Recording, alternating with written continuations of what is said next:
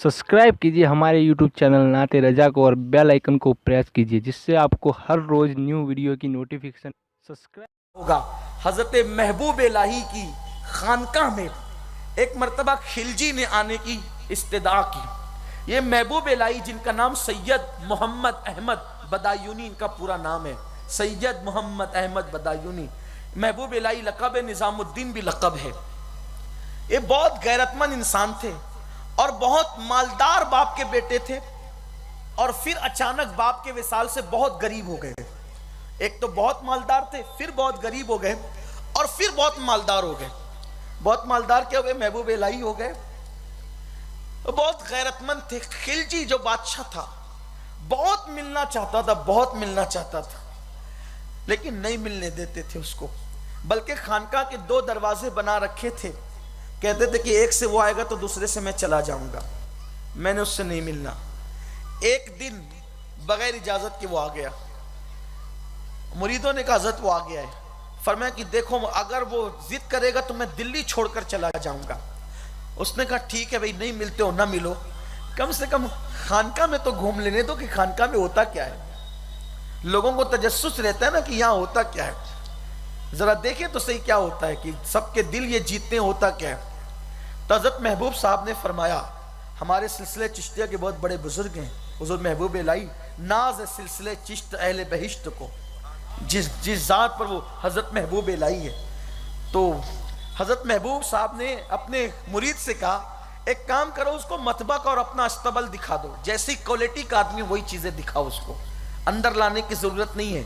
खानका के अंदर जो तज़किया गाह है, तालीम गाह है, तरबियत गाह है, उसको नहीं, अस्तबल और मतबक बता दो, जो क्वालिटी है बस वही चीज़ बता दो। जब वो अस्तबल में पहुंचा तो उसकी आंखें फटी के फटी रह गई। महबूब इलाही के और उनके मुरीदों की जो सवारियां थी, घोड़े, खच्चर और ऊंट, वो सोने की जंजीरों से बंधे हुए थे और चांदी की खूटियां थी। अब जाहिर सी बात है ना कि ये कौम है, कौम का जहन तो हमेशा यकसा रहा है, क्योंकि अगर ये खुद मर्सिडीज कारों में घूमे तो इनको अच्छा लगता है, और मौलवी या पीर साहब अगर बाइक पे बैठ जाए, देखो बाइक खरीद ली, देखा मौलाना बाइक खरीदते हैं, अरे मौलाना के पास दिल नहीं है। यानी ये सोच शुरू से है मेरी कौम की कि ये अपने लिए बहुत अच्छी चीज पसंद करेंगे, दीनदार तबके के लिए नहीं। ये रोजाना आइसक्रीम खाए, इनके बच्चे खाएं तो कोई बात नहीं, मौलाना के बच्चा अगर जो है वो किसी अच्छी स्कूल में पढ़ने के लिए चला गया, देखो ये आता कहां से इनके पास कि इनका बच्चा इतनी बड़ी स्कूल में पढ़ता है। यानी मतलब ये है कि मौलाना और दीनदार लोग जिंदगी भर इनके पास भीख मांगते रहे तो इनको अच्छे लगेंगे, और अगर जो है वो तरक्की कर ले तो इनको बहुत बड़ा नुकसान महसूस होता है। जिस कौम की इतनी घटिया सोच हो वो कौम कभी तरक्की नहीं कर सकती। हालांकि सोच तो ये होना चाहिए यार, जो इमाम और आलिम अल्लाह की बारगाह में मेरी वकालत करता है उसको हर एतबार से मुझसे बेहतर ही होना चाहिए, ये सोच होनी चाहिए कौम की।